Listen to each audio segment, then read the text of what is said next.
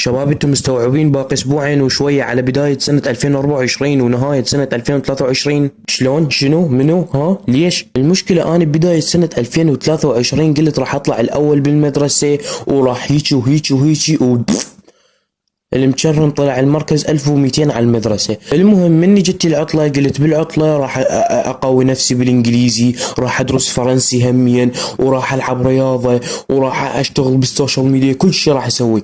ومني جتي العطلة الله وكلكم قضيتها بس نوم وطب وشرب، ما اشوف الا بعد يومين لبداية العام الدراسي 2023 2024، واني كل شي ما مستفاد من العطلة اصلا.